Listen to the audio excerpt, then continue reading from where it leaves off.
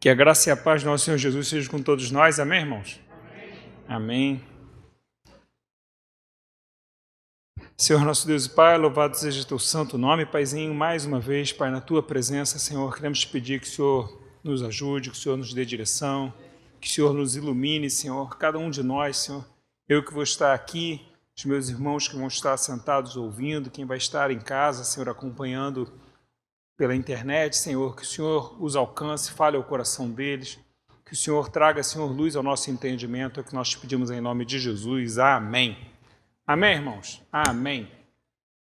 Bom, vamos continuando, nós estamos falando do nosso curso sobre o Apocalipse, é a quinta aula, se eu não me engano. A gente está tratando do tema A Volta de Jesus, amém? Na aula passada, a gente já falou começamos a falar sobre a volta de Jesus. Se você não assistiu a aula passada, quando chegar em casa, vai lá que o vídeo foi colocado hoje, né, André? O vídeo da aula de Jesus está passando hoje, a primeira aula sobre a volta de Jesus.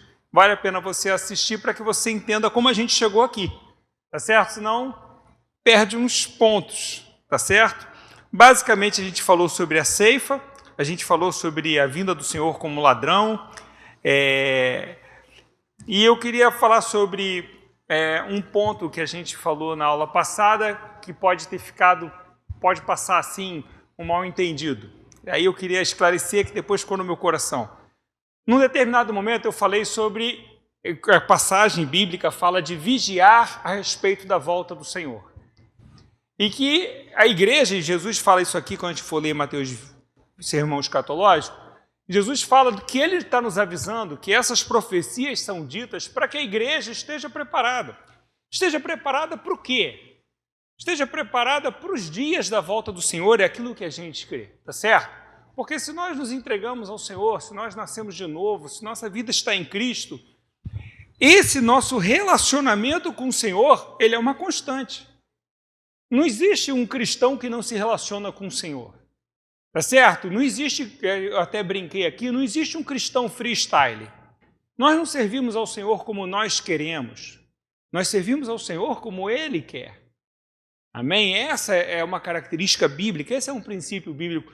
Nós não podemos ser cristãos como nós entendemos que é a melhor maneira de ser cristão. Nós precisamos ser cristãos como Ele diz através das suas palavras que é ser cristão.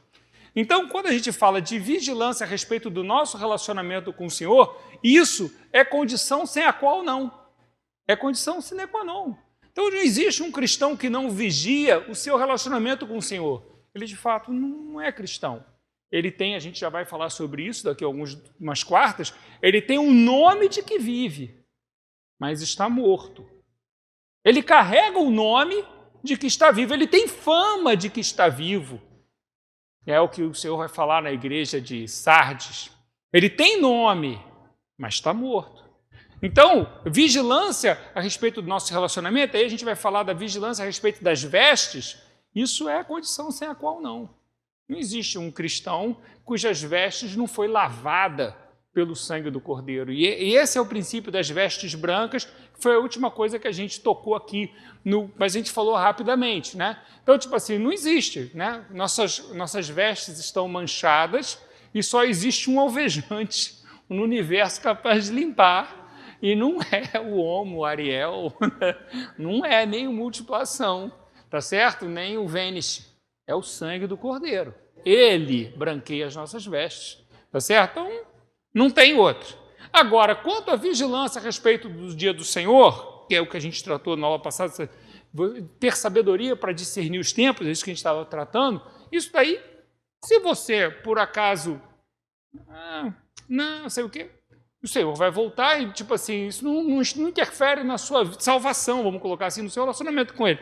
Mas você pode ter apertos que talvez não precisasse. E a gente vai ver isso quando a gente for falar de hoje, Mateus 24, que é uma passagem importante. Vamos então começar a aula de hoje, que é o sermão escatológico de Jesus, que é Mateus 24. Como assim sermão escatológico de Jesus? O Evangelho de Mateus, ele tem 5 discursos, tá certo? São 5 discursos de Jesus no Evangelho de Mateus. Mateus escolheu 5 discursos colocou esses 5 discursos no seu evangelho, e ali ele permeou os discursos com as ações que Jesus fez. E o último discurso, aqui nós temos o discurso que é o sermão escatológico. Jesus está falando das coisas que irão acontecer. Nossa primeira aula a gente falou do significado da palavra escatologia. Então é estudo das coisas que estão para acontecer. Basicamente seria isso, tá bom? Então, o sermão escatológico de Jesus, Mateus 24, ele vem após Mateus 23, óbvio. Oh, nossa, Paulo, isso é fantástico. Nesse curso, sem isso eu jamais saberia. E o que tem em Mateus 23, para a gente entender Mateus 23? Mateus 23, do versículo, pode passar a primeira ali, do versículo 3 ao 32, Jesus ele vai fazer duras acusações aos religiosos judeus daquela época, quanto ao mau uso que ele fazia das leis, tá certo? Jesus faz uma série de críticas, se chama de sepulcros caiados, falam que eles davam uma volta no mundo para fazer um prosélito, e quando eles faziam esse prosélito, depois transformavam ele 2 vezes num filho do inferno maior. E aí tem uma sessão de ai, de hipócritas, ai de vós, escribas e fariseus, hipócritas. E aí ele vem tratando, e ele faz bastante advertência do 3 ao 32. E ele conclui profetizando as consequências disso. Basicamente, Jesus ele vai falar de 2 consequências, que aí ele fala ali, ele fala que aquela casa ficaria deserta, porque o judeu daquele momento, ele sempre se orgulhou muito de ter um templo. Então nós temos o templo. Tem um templo. Quem tem um templo tem o quê? Dentro do templo tem a presença de Deus, eu tenho o monopólio da religião. Tipo assim, então eu tenho um templo, eu tenho tudo. E aí Jesus ele lança, e por causa daquela situação, do modo como eles trataram, Jesus lança basicamente duas sentenças. Ele diz assim: essa casa ficará deserta. E vocês não me verão mais. A próxima vez agora que vocês vão me ver, vocês não vão me ver mais. Agora só quando eu estiver sentado à destra do Pai, voltando com todo o poder e glória. Então ele diz isso. Essas eram as 2 basicamente. E no versículo 36, pode ir lá? E no versículo 36, ele diz quando aquilo aconteceria. Ou seja, aconteceria o quê? Daquela casa ficar deserta, daquilo ali acabar. Imagina, gente, para um judeu entender que aquela casa ficaria deserta, isso daí era inadmissível. Porque o povo de Israel ele tinha sua vida religiosa ao redor do templo, ao redor da vida do sacrifício. E no versículo 36 ele diz assim: em verdade vos digo que todas estas coisas, ele está falando isso no versículo 20, do versículo 36 de Mateus 23, que todas estas coisas hão de vir sobre a presente geração. Jesus fala isso no ano 33, 34 da era cristã. E essas coisas aconteceram no ano 70 da era cristã, tá certo? A geração, a gente diz que uma geração tem 60 anos, mas os comentaristas dizem que naquela época, como a expectativa de vida era muito menor, uma geração teria algo em torno de 40 anos. Jesus falou isso no ano 33, isso teria que acontecer até o ano 73. Isso aconteceu no ano 70. No ano 70, aconteceu o quê? Aí a gente vai para o Mateus 24. Ponto. O que é importante a gente ressaltar aqui? A Bíblia foi escrita dividida em capítulos? Sim ou não? Não. A Bíblia não foi escrita dividida em capítulos nem em versículos. Quem dividiu a Bíblia em capítulos e em versículos? Quando a gente der aula de bibliologia, está lá escrito o nome do cara, que eu faço questão de nem decorar, que eu sou ruim de nome. Mas foi um irmão, ele cuidadosamente, isso não foi leviano, ele sentou, estudou e ele fez as divisões em capítulo e depois um outro irmão fez as divisões em versículos, amém? É bom isso? É maravilhoso, não tem como ser melhor, você acha as coisas. Se não fosse isso, a gente não ia achar nada, a gente ia perder o culto tentando achar a passagem. Abra sua Bíblia em Mateus, naquela partezinha que diz, Jesus, né? Então é maravilhoso. Sem isso a gente não conseguiria achar. Mas algumas divisões de capítulos foram feitas de forma errada, ok? Então, Mateus 23 não deveria acabar onde acaba, ele deveria acabar no versículo 2. E aí, o que diz em Mateus 24, 1 e 2? Porque Mateus 24, 1 e 2, se vocês puderem abrir, eu vou abrir aqui a Bíblia para a gente ler. Mateus 24, 1 e 2. Jesus está falando ali na área do templo, tá certo? Jesus está contando para eles tudo que eles vão, tudo que vai acontecer. Ele fala, Jesus dá a sentença profética e tal. E em Mateus 24, 1 e 2, vamos lá. E quando Jesus ia saindo do templo, Jesus está falando o que ia acontecer em Mateus 23, está certo? E quando ele está saindo do templo, os discípulos se aproximaram dele e lhe mostraram a estrutura do templo. Olha, isso aqui é grande. Poxa, Senhor, como é que isso aqui vai ficar vazio? O Senhor disse que vai vazio. Como? Olha a estrutura, olha o tamanho. E quem foi a Israel, você imagina pelas ruínas, o que sobrou, você imagina o que era aquilo. Jesus lhe respondeu, não vede tudo isso? Vocês estão vendo tudo isso?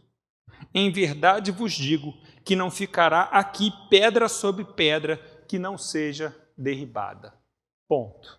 Aqui acaba Mateus 23. Versículo 3. E estando assentado no Monte das Oliveiras, então, vocês, quem já foi a Israel sabe disso, do templo ao Monte das Oliveiras tem uma distância. Jesus saiu, acabou, ele saiu do templo. Agora ele foi andando até o Monte das Oliveiras, caminhou, atravessou o vale de Josafá.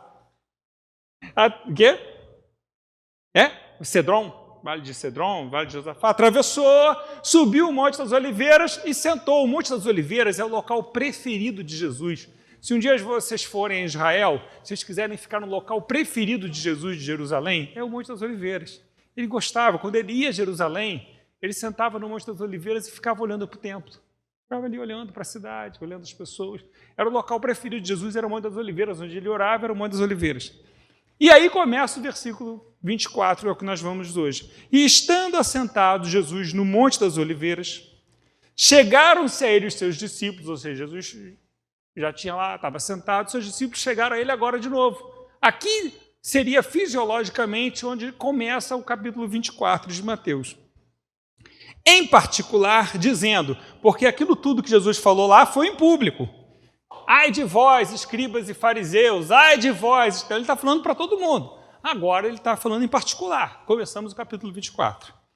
Chegaram ele aos seus discípulos, em particular, dizendo, dize-nos, quando serão essas coisas e que sinal haverá da tua vinda e do fim do mundo? Pronto. Amém? Isso é o que eles falam e são 3 perguntas. É importante que a gente entenda isso. Os discípulos falam para Jesus 3 perguntas. Quais são as perguntas? Primeira, dize-nos quando sucederão essas coisas. Primeira pergunta. Ok? Que coisas? Se essas coisas tiverem relação com o que ele falou no capítulo 23, Jesus já respondeu? Já. Respondeu aonde? Versículo 36. Estas coisas acontecerão, essas coisas hão de vir sobre a presente geração. Se a pergunta é essa, quando acontecerão estas coisas a respeito da queda do templo, que não ficaria pedra sobre pedra, que a casa ficaria deserta, Jesus já respondeu no versículo 36. Amém? Alguma dúvida? Estas coisas hão de vir sobre a presente geração.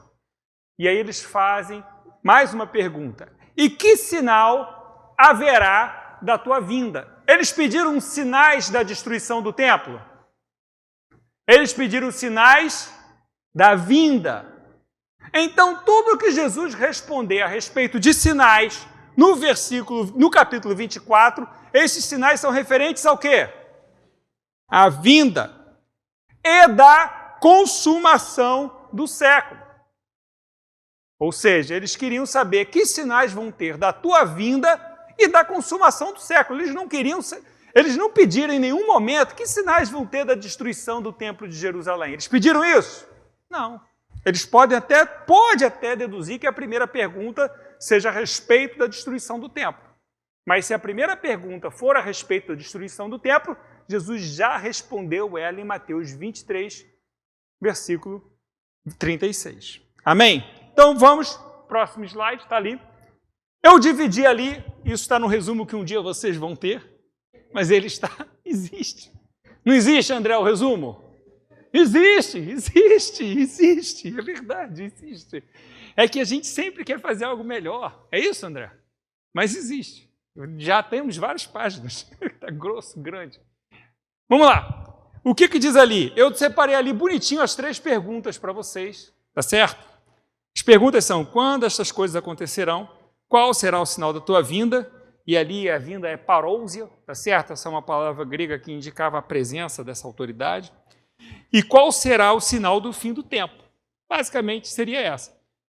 Se os discípulos achavam que eram 2 situações diferentes, se os discípulos achavam que eram 3, se os discípulos achavam que era uma, Jesus vai responder aqui de forma direta. Ele não separa. Então, o que Jesus dá a entender é que a vinda dele e o fim do tempo é um evento só. Ele começa a dar os sinais. E aí ele começa a partir do versículo 4. O que diz no versículo 4, basicamente? Aí na coluna da esquerda está assim, eu já falei, tudo que está na coluna da esquerda, já falei para vocês, tá? Do versículo 4 ao 12, aí a gente falou lá, há 2 aulas atrás, sobre as concepções de interpretação das Escrituras. A gente falou sobre quem é a milenista, quem é milenista, pós-milenista, a gente falou sobre pré-tribulacionista, pós-tribulacionista, amém? Vocês lembram disso? Então, para algumas pessoas, isso daqui que a gente está lendo em Mateus 24 se refere à destruição do templo. Não, isso é a respeito da destruição do templo, ok? Só que o que eu estou mostrando para vocês é que eles em nenhum momento pediram sinais a respeito da destruição do templo. Se Jesus estiver falando aqui a respeito da destruição do templo, dizendo dos sinais, Jesus está respondendo algo que eles não perguntaram. E Jesus nunca fez isso. Jesus responde exatamente o que lhe foi perguntado. E eles pediram sinais da vinda. Então, embora algumas das coisas daqui do versículo 4 a 12 possam ser observadas de alguma forma nos acontecimentos que ocorreram ali no ano 70, quando Tito invade Jerusalém, destrói, quando vem lá Vespasiano, Tito, eles vão, destroem o templo, invadem Jerusalém. Embora você possa ver alguma coisa disso, você também pode ver algumas coisas dessas palavras de Jesus em Antíoco Epifânio, o Antíoco IV, que ele, quando também invade Jerusalém, ele também profana o templo. O que a gente entende disso? Primeira aula do Apocalipse. Existem cumprimentos que eles são arquétipos, eles são tipos, eles foram acontecendo no decorrer da história e eles servem como tipos para que a gente reconheça, tá certo? Aquele que é o final de tudo, tá certo? Então a gente tem tipos e a gente tem a realização, como a gente fala várias vezes, esse é um tipo do Cristo, isso é um tipo do Cristo. Nós não estamos dizendo que ele é um cristinho, nós estamos dizendo que ele é algo que na vida dele apontava para aquilo que o Messias faria. Amém? Então, quando a gente fala lá de Abraão, Isaac, então ali tem tipos que apresentam do que aconteceria com Jesus, ok? Então, não estamos dizendo que Abraão é Deus, nem que Isaac é Jesus. Nós estamos dizendo que aquela relação tem um tipo, ok? É a mesma coisa. Então, quando a gente vê esses homens, Antíoco, Tito, eles, de algum modo, eles cumprem tipologicamente algo que vai acontecer no arquétipo, lá, o final de tudo que foi profetizado, ok? Então, o que diz no versículo 4? 4. Fiquem atentos para que ninguém vos engane. Primeira coisa que Jesus está falando é que esses tempos serão tempos de engano. E que a igreja, ele está falando com os discípulos, ele está falando com a igreja, ele está falando com o seu povo, precisa ficar o quê? Atenta. Porque senão vocês serão enganados. É um período de engano. Muitos vão vir em meu nome, dizendo, eu sou o Cristo, eu sou o Cristo, eu sou o Cristo. Tá certo? Vai haver guerras e rumores de guerras, mas ainda não é o fim. Então, no versículo 6. Versículo 7 fala de reino contra reino, fomes e terremotos. Então, ele está dizendo que vai acontecer fome no mundo, vai haver guerras no mundo, vai haver escassez de alimento no mundo, ok? E ele fala o seguinte, essas coisas são o começo das dores. Ele fala isso no versículo 8. Agora, do 9 ao 20, do 9 ao 20, ele vai colocar várias coisas, ele vai falar agora dos cristãos.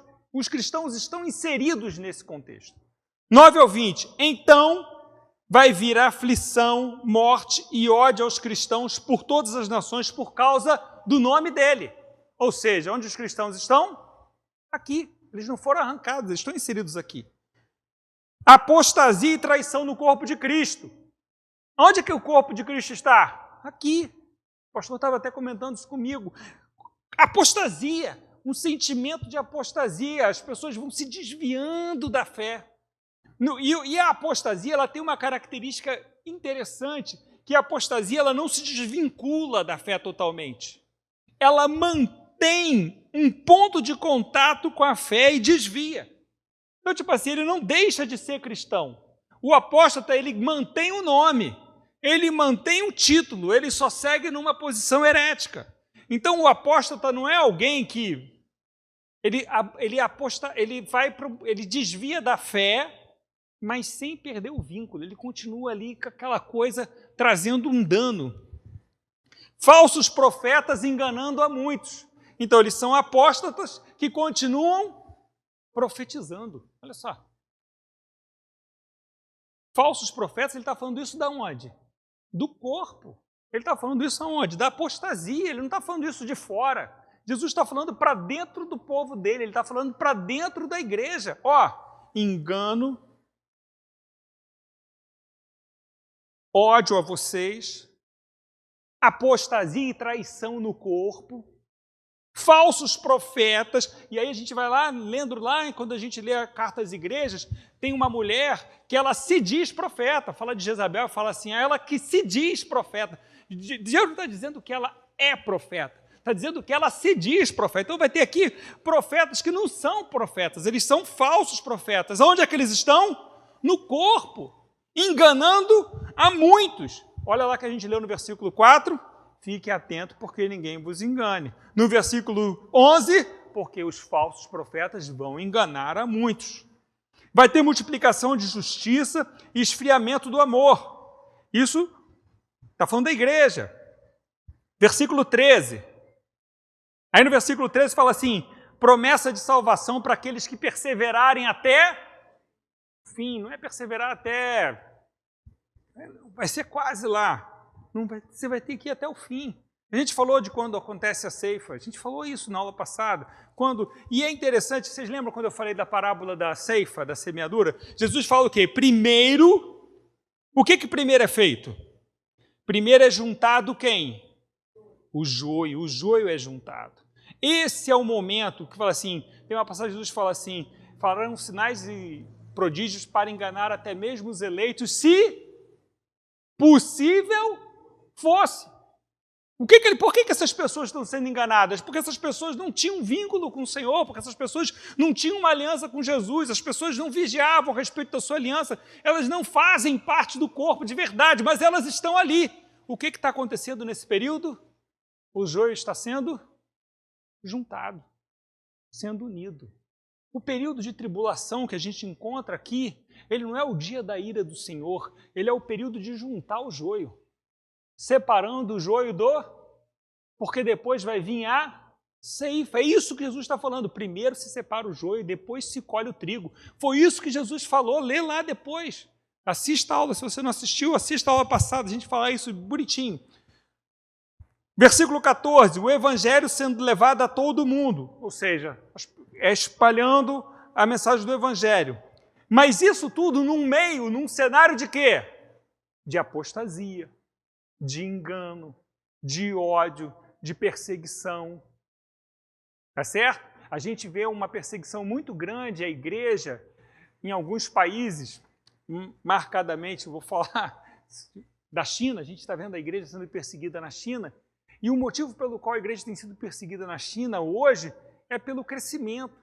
Os números hoje do governo chinês indicam que existem mais cristãos do que filiados ao Partido Comunista Chinês. Isso gerou desespero, isso está levando ao ódio, por isso estão destruindo igrejas, estão prendendo cristãos, já tem campo de reeducação e tudo.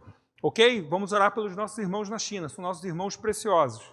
Amém? Jesus fala assim, eu estive preso e não foste me visitar. Jesus não esteve preso e a gente não foi visitar quando ele estuprou, porque Jesus não estuprou ninguém e está preso no presídio, tá certo? Jesus esteve preso e nós não fomos visitá-lo, foi quando um irmão nascido em Cristo de novo está preso pelo Evangelho e a gente não ora, não socorre, não visita, não se adere a ele. Essa é a figura, tá certo? Que a gente precisa pensar bem nisso, tá certo? Jesus, eu estive preso e não foste me visitar. Quando? Mais à frente, Jesus fala assim, quando a gente te socorreu, quando a gente te visitou, quando? Quando fizeste isso a um dos meus pequeninos, a mim fizeste. Tá certo? Jesus fala isso várias vezes. Quando você receber alguém que eu enviei, a mim recebeu. Então a gente precisa entender, para a gente lançar força e visitar Jesus preso. Socorrer Jesus com fome. Socorrer Jesus com frio. Amém? E quando Paulo é encontrado no caminho lá de Damasco, o que Jesus fala para Paulo? Porque me persegues. Mas Paulo estava perseguindo Jesus? Na figura de quem? Então vocês, tá certo? Então persegue Jesus, prende Jesus, e aí vocês entendem o dia do juízo, a gente vai ver isso aqui. Vamos continuar. No versículo 15, portanto, aí vem o abominável da desolação dita em Daniel no lugar santo. Então a gente vai ver o abominável da desolação no lugar santo. Isso, como eu já falei, de algum modo aconteceu com Tito, de algum modo aconteceu com Antíoco Epifânio, mas todos esses acontecimentos, eles apontam para o acontecimento final, para o acontecimento que está profetizado em Daniel, que está profetizado em outras passagens, ok? Aqui. Se você estiver na Judéia, fuja para os montes. Se você estiver no telhado, não desça para tirar as coisas de casa. Se você estiver no campo, não volte para tomar a capa. De algum modo, Jesus está falando assim, tem um modo, e essas palavras são muito importantes, tem um modo de vocês sofrerem menos nesse dia. Vocês estão entendendo o que Jesus está falando aqui? Olha, existe um modo. Se você estiver na Judéia, sai de lá, vai para os montes. Não é que nos montes você não possa ser alcançado, mas se você estiver na Judéia, vai ficar. Se você ficar na Judéia, você vai sofrer algo que talvez não precisasse. Se você tiver, não desça para tirar as coisas de casa. Ou seja, deixa tudo para trás. Não, mas e se eu não puder deixar as coisas para trás? Você vai sofrer mais do que... Se você tiver amarrado a muita coisa, você vai sofrer o que não precisava. Tem jeito, Jesus está falando aqui, ó, tem jeito. Tem um jeito de você tentar fugir disso. Jesus está avisando aqui. E isso é muito interessante que os cristãos levaram isso tão a sério, essas palavras de Mateus, elas foram levadas tão a sério pela igreja, que o que aconteceu? O ataque a Jerusalém ele acontece basicamente em duas frentes no ano 70. Primeiro vai um general romano, que ele tem um nome, eu até sei o nome dele que eu anotei aqui, mas não importa. Ele não é tão famoso, Tito é que é famoso que o Tito é que vence. Esse cara faz um cerco ali de uns 9 dias, e aí ele vê que não dá, ele desiste e vai embora. Os cristãos, quando eles perceberam isso, daquele cerco, o que os cristãos falaram? Gente, Jesus falou, quem estiver na Judéia, foge para os montes, vamos embora. Os cristãos capinaram de Jerusalém, os cristãos foram todos embora. Quando Tito chegou em Jerusalém, não havia quase nenhum cristão na cidade de Jerusalém. Tito fez um cerco grande, durou vários meses, por fim ele vence, invade Jerusalém, mata as pessoas, escraviza as pessoas, quem não morreu na espada virou escravo. Uma desgraça, assim, foi terrível o que aconteceu em Jerusalém, foram dias muito ruins, quase nenhum cristão morreu, porque eles levaram essa palavra a sério, eles foram embora da Judéia, eles não olharam o que tinha para trás, foram para os montes. Certo? Então Jesus está falando assim, tem um jeito, ok? Ele fala assim, ai das grávidas, daquelas que amamentam, orai para que não aconteça no inverno e nem no sábado. Por quê? Porque vai ser possível você correr, mas se você estiver grávida, mulher correndo é engraçado, desculpe, mulher correndo é engraçado. Mulher grávida correndo, como é que deve ser? Não corre, meu Deus, então ela não consegue correr tanto.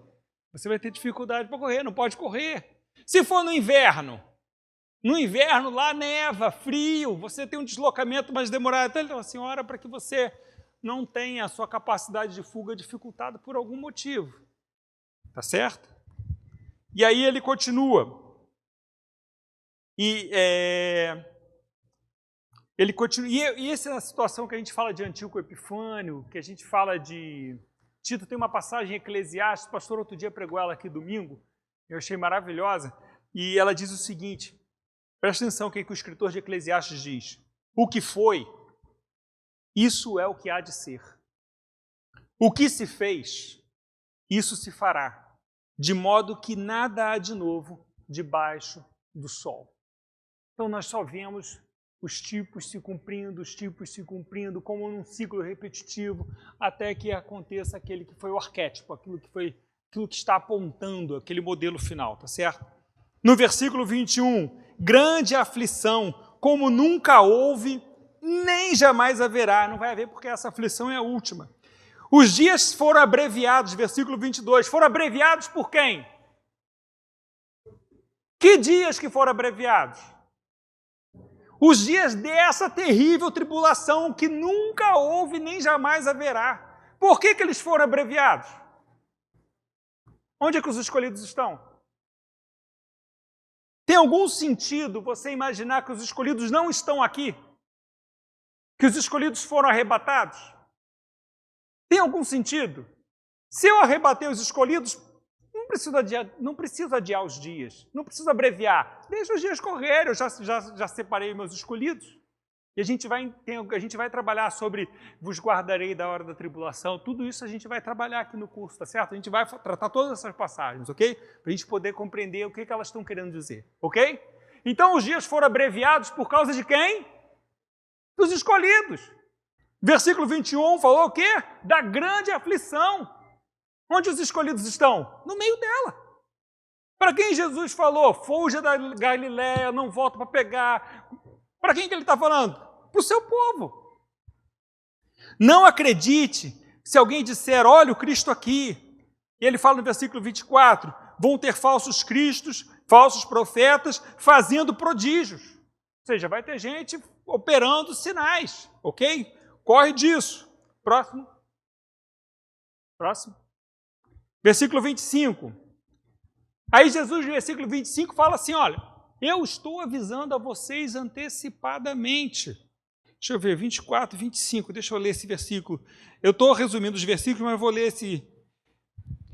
Eis que eu vou-lo tenho predito. Eu estou dizendo antecipadamente. Por que Jesus está dizendo antecipadamente? Para que a gente o quê? Saiba. Para que a gente saiba? Para que a gente se previna. Quando a gente treina, eu gosto de Muay Thai. Aí como é que a gente treina? Treinando. Treinamento. Jesus está treinando, Jesus está ensinando. Como é que a gente treina? Olha, agora é jab direto cruzado. Ah, tá. Por que eu aviso para o meu oponente que é jab direto cruzado? Para ele se defender. Então, ó, jab direto cruzado. Jab. Ele se defende de todas. Se você no meio daquilo aí fizer jab direto, ele vai tomar na cabeça. Ele vai botar. Você não pode enganar ele. Então Jesus está falando isso daqui para que a gente... Jab direto cruzado. Jab direto cruzado. Jab direto cruzado. Jesus está falando. É isso que vai vir. Se preparem. Se disserem que ele está no deserto, no recinto, não creiam. Sua volta será como um relâmpago. Eu já falei sobre isso, tá certo? O significado sobre o relâmpago, que corta do céu de ponta a ponta. Aula passada, assistam no YouTube. 28. Onde estiver o cadáver, ali se juntarão os abutres. E aqui, essa é uma passagem que a interpretação ela tem sua complexidade. Quem acredita que esses eventos eram da época de da queda de Jerusalém, eles diziam que o símbolo de Roma era uma águia. O símbolo de Roma é uma águia, não é um abutre. Abutre é abutre. A palavra em grego está dizendo abutre. É que eles estavam querendo dizer que vai ter muitos corpos, onde tiverem os corpos, vai ter ali os romanos, soldados romanos em volta. Mas o que ele está dizendo aqui é, onde tiver um corpo sem vida, em volta desse corpo sem vida vai ter abutre. O que é o corpo com vida, segundo as Escrituras? O corpo com vida é a igreja. E aonde estiver esse corpo sem vida, ali vão começar a se juntar os abutres. Esse é um entendimento possível dessa palavra. Tá certo? Os abutres vão começar a se juntar em volta dos corpos sem vida. Ok?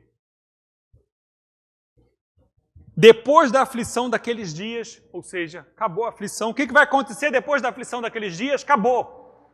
O sol escurecerá, a lua não dará brilho, as estrelas do céu cairão, forças do céu estremecerão, aparecerá o sinal do Filho do Homem, versículo 30, o lamento de todas as tribos da terra, a gente já falou sobre o lamento de todas as tribos da terra na aula passada, vendo o Filho do Homem voltando sobre as nuvens com poder e glória, versículo 31, anjos com grande trombeta, eu já falei para vocês na aula passada, lembra? Marca anjos, marca trombeta, anjo e trombeta, toda hora eles estão aonde? Na vinda do Senhor, mas não só na vinda do Senhor, anjos e trombetas também estão aonde? No arrebatamento da igreja. É um evento só. Não tem como separar as duas coisas, nas Escrituras a gente não consegue. E aí, anjos com grande trombeta ajuntando os seus santos. O que eles estão fazendo? Qual é o nome disso? Ceifa. É isso, os anjos vêm com ceifa. Vou ler Apocalipse hoje. Os anjos vêm com a ceifa, ceifando. É isso, essa é a figura que o Apocalipse está trazendo, ok? Juntando seus santos desde os quatro ventos, tal, papá. Continua, 32. Agora vamos lá, que essa é uma parte importante. 32, parábola da... Nós já estamos no capítulo 24. Ok? Já passou o 23. Jesus está falando dos sinais do quê? Sinal da tua volta. Sinal do fim dos tempos. O que Jesus está falando é o seguinte. Fala assim, olha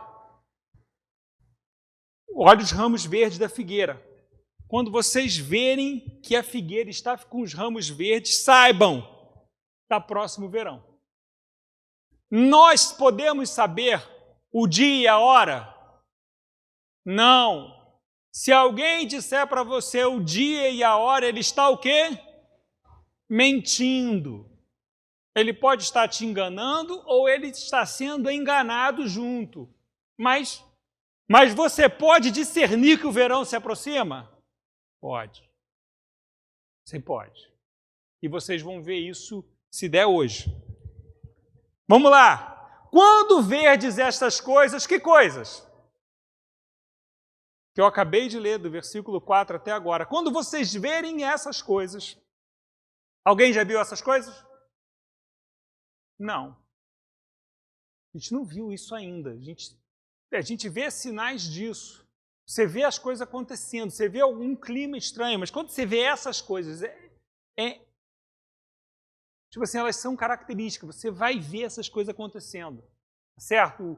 O homem da iniquidade, a apostasia a gente já começa a ver alguma, engano a gente já começa a ver algum, falsos profetas a gente já consegue ver bastante, mas tipo assim, a situação, o que a Bíblia diz aqui, a gente já vê ódio à igreja. É lógico que se a gente for para os irmãos na China, os irmãos em Sudão do Sul, os irmãos na Nigéria, tem irmãos sendo degolados, cortando o pescoço dele, arrancando a cabeça. A gente, infelizmente, na África, em alguns países no Oriente Médio, é lógico que esses dias de aflição já são muito doídos lá, já são terríveis.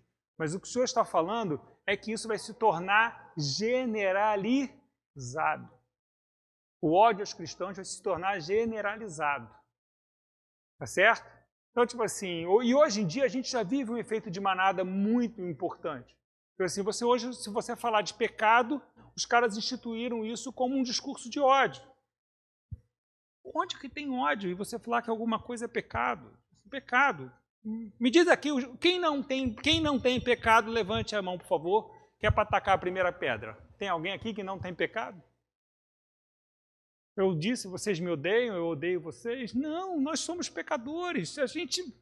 Uma vez me perguntaram por que a gente peca. Eu falei assim, a gente peca pelo mesmo motivo que a vaca muge e que o cachorro late. Mano. É o que a gente faz de melhor. Expertise. O Senhor é que a sua glória sobre nós, a sua graça é que vai nos moldando. Então, tipo assim, não existe ódio. Muito pelo contrário, identificação. Mas joga-se a peste e ela gruda como corega. E a coisa não desgruda mais. É super bonder, terrível. Então, mas vamos. Quando vedes estas coisas, sabei que está perto. Esta geração, que geração? A geração que vê essas coisas. Não passará até que todas estas coisas aconteçam. Então Jesus está falando assim, a geração que vê isso. Deixa eu contar para vocês. Vocês estão vendo isso? Não vai passar 60 anos. Seria a geração dos dias de hoje, 60 anos. Não passa. Isso vai acontecer nessa geração que começar a ver essas coisas. As minhas palavras permanecem, tudo passa, é o que Jesus está falando. Somente o Pai sabe o dia e a hora. Será como nos dias de Noé. Olha que coisa interessante. Será como nos dias de Noé a sua vinda. Noé sabia, Noé foi avisado que ia chover, amém?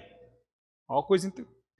Presta atenção, esse é o spoiler que eu ia dar na aula passada. Noé não foi avisado que ia chover? Foi avisado que ia chover. Isso quantos anos antes? 100 e tantos anos antes. Deus falou, imagina, gente, você é um homem de fé. Deus fala com Noé uma vez. Noé, faz a arca, que eu vou mandar chuva e... Ok, Senhor. E Deus vai para onde? Embora. Deus não fala mais com Moisés. Com Noé. Deixa o pobre do Moisés em paz. O Noé. Deus não fala mais com Noé. E Noé fica construindo a arca em cima da palavra que Deus disse para ele. Se passa 100 e tantos anos. Quando ele termina de construir a arca, ele sabia o dia que ia chover? Ele sabia? Abram em Gênesis 7. Olha, Jesus está falando assim, olha, será como nos dias de Noé. E a gente já tem a semana de Daniel. Semana de Daniel são quanto tempo? Quantos anos? Semanas que diz que são semanas de dias, que os dias são anos. Então a semana de Daniel são 7 anos. Esse é o período que a gente chama de a última semana da tribulação, que seria a grande tribulação, que seria os 7 anos, os 7 últimos anos. Não é isso que a gente... E aí tem uma discussão se a tribulação são os 7 anos todos ou os 3 anos e meio finais, ok? Mas são 7 anos, ok? Gênesis 7, versículo 1. Deixa eu ir lá. Vou abrir aqui. Noé sabia o dia? Não. 7 primeiro. Diz assim. Depois disse o Senhor a Noé, não Moisés. Não Moisés. Eu já fiz... Não, Moisés é... É verdade. Disse o Senhor a Moisés, o que você está fazendo aí, Moisés? Essa é a arca do Noé. Isso aí. Depois disse o Senhor a Noé, depois que ele mandou Moisés embora. Entra tu e toda a tua casa na arca, porque te hei visto justo diante de mim nesta geração. De todo animal limpo tomarás para ti 7, e 7, macho e fêmea. Então o pessoal fala assim, não cabe na arca um casal de cada animal. Não, é pior. Os animais puros eram 7 casais, tá? Os animais impuros é que eram só um casal. Então era muito mais bicho ainda, ok? Então de todo animal limpo tomarás para ti 7 casais de macho e fêmea. Mas dos animais impuros, apenas um macho e uma fêmea, ok? Também das aves dos céus, 7 e 7, ou seja, das aves dos céus também eram 7 pares, então era muito mais bicho ainda. Macho e fêmea, para se conservar em vida a semente sobre a face de toda a terra. Porque passado ainda 7 dias... Opa! Agora Noé tem uma ideia. O que ele está dizendo? Daqui a 7 dias farei chover sobre a terra. Ou seja, quando faltavam 7 dias, Noé tinha uma ideia do quando ia acontecer. Quando você ver essas coisas, a igreja saberá que entramos na última semana de Daniel. E a gente sabe, tem 7 anos. Eu não sei o dia. Eu não sei a hora. A gente não sabe quando começa. Foi assinado um tratado, começou no dia 15, mas é como nos dias de Noé. 7 anos. Se você vigiar os tempos, você vai saber que são 7 anos, é a última semana. E quem disse que ia ser como nos dias de Noé? Fui eu que falei? Quem disse? Jesus! Jesus falou assim, olha, é como nos dias de Noé. Noé ficou muito tempo sem saber quando, mas quando estava para acontecer, ele teve uma ideia. A igreja não vai saber quando, até quando entrar na última semana. E aí a igreja vai falar assim, olha, entramos na última semana. É isso que ele está dizendo aqui. Ok? Comiam, bebiam e davam-se em casamento. Veio o dilúvio e levou a todos. O dilúvio levou quem? Os salvos ou os perdidos? Os perdidos. O dilúvio não levou os salvos, não. Ok? Veio o dilúvio e levou os perdidos. Ok? Por quê? Porque, biblicamente, a igreja reina com Cristo aonde? Aqui na Terra. É isso que é o milênio. Milênio é 1000, se é 500, se é 1000, porque o Senhor faz misericórdia a 1000 gerações. É uma figura que indica um tempo muito grande. Amém. Mas é o fato, ok? 2 no campo, um tomado e o outro deixado, 2 moendo, um no moinho. Vigiai, pois vocês não sabem o quê? O dia. Vocês não têm como saber a hora, nem o dia, mas vocês podem dimensionar o tempo. Está próximo. Está próximo. Ok? Se o dono da casa soubesse a hora que viria o ladrão, estejam prontos, o filho virá em hora que não espera. Amém? E aí o versículo 45. Versículo 45 fala de quem? Do servo fiel e prudente. E ele fala o quê? Feliz do servo quem o Senhor encontrar assim. Ou seja, ele está dizendo que nesse dia, no dia que ele chegar, esse é o final do tempo, ele vai encontrar quem? O seu servo fiel e prudente. Ele não foi arrancado antes, ele está lá. Vocês perceberam que o servo fiel e prudente está lá, passou isso tudo, terminou o dia do Senhor, e ele está falando assim, servo, quando eu encontrar o servo fiel e prudente. Ok? Ele está ali. E no versículo 47, será posto sobre os bens do Senhor, não é isso que fala do milênio? Reinarão com Cristo. E no versículo 49, agora o servo mau, 48, que espanca seus companheiros, o Senhor chegará em hora que ele não espera, porque, tipo assim, ele não cuidou do Senhor. Não é uma questão de não saber dia ou hora, é que ele não fazia caso do seu Senhor. Ele não tinha a menor preocupação com Deus, não estava nem aí para a volta, ou o juízo, ou nada. E aí os dois servos, o fiel e o mau servo, eles são encontrados na vinda do Senhor. Tá certo? E aí ele será despedaçado e terá sua parte com os hipócritas. Amém? Alguma dúvida? A gente diz que eu sempre falo isso. Mas é que eu era professor. Eu preciso perguntar para os alunos. Alguma dúvida? Gente, é uma classe de escola, né? Então, alguma dúvida até aqui? Fui bem em Mateus 24. Vocês entenderam o que a gente estava falando, Mateus 24? A volta do Senhor, a ceifa, o arrebatamento da igreja, eles são tratados no mesmo contexto. O Senhor se encontra os seus servos fiéis. E ele também encontra os seus servos maus. É ali, esse é o momento. Ok? Fala. Jaqueline, quando faz pergunta, eu tenho um certo medo. Mas vamos tentar. Fábio.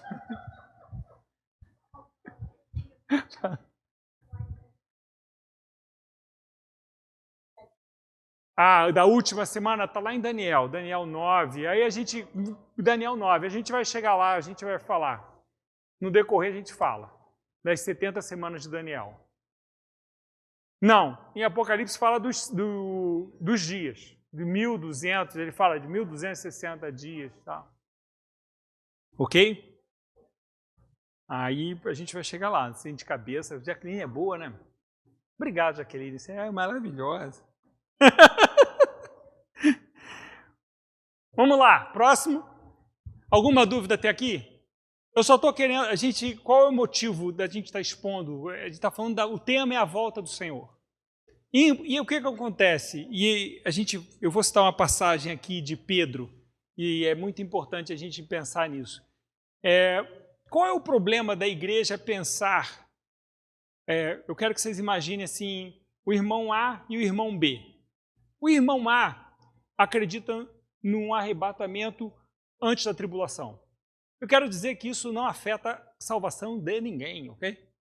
O irmão A entende que o arrebatamento é antes da tribulação. E o irmão B entende que o arrebatamento é depois da tribulação. Alguma dúvida?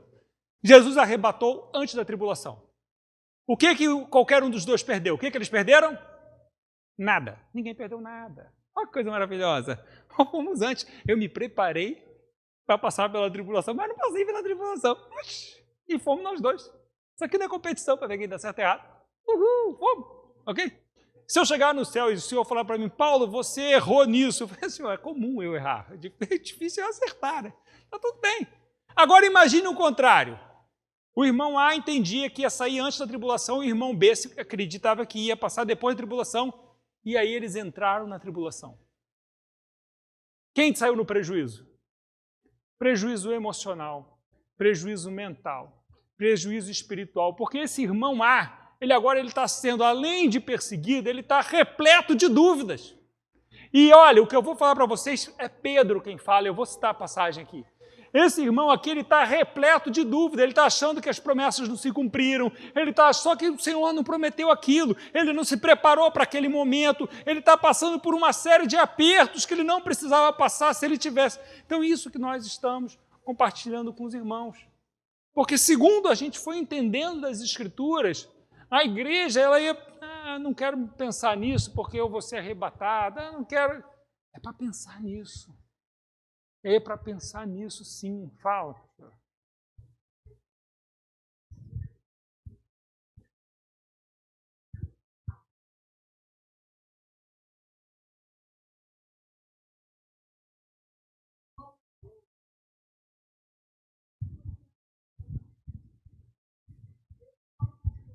Então tá. Vou terminar, a pastora vai citar. Ih, já são 9 horas. Jesus amado. Jesus amado. Fala.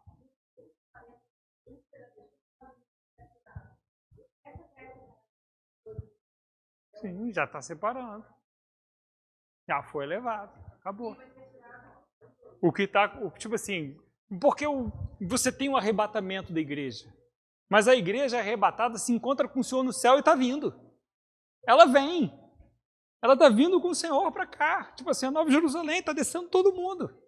Entendeu? É a corte, está vindo o noivo com a noiva. Se encontra, casa e vem. Tipo assim, na verdade, a gente não encontra nas Escrituras um delay de 7 anos. A gente não encontra nas Escrituras um delay de 3 anos e meio. O que a gente encontra nas Escrituras, e aí o André vai, na próxima aula, tratar bem sobre isso aqui, a gente vai continuar, não vai ter o tempo hoje, é que essas coisas acontecem num dia chamado último dia. É isso que a gente tem. Amém? Então, gente, eu vou fechar porque hoje o Mateus 24 consumiu, já são 9 horas, senão a gente não vai conseguir. Ficou alguma dúvida quanto ao Mateus 24? Vocês entenderam que Jesus está falando de um único evento? Jesus não separou o evento. Tá certo? Jesus está falando de uma tribulação como nunca houve, nem jamais haverá. E ele em nenhum momento tira a sua igreja dessa tribulação. Em nenhum momento ele fala que seus servos não estão ali. Tá certo? E a gente vai ver isso mais à frente nas próximas passagens que a gente vai ler, e são muitas passagens, vocês vão ver. Amém?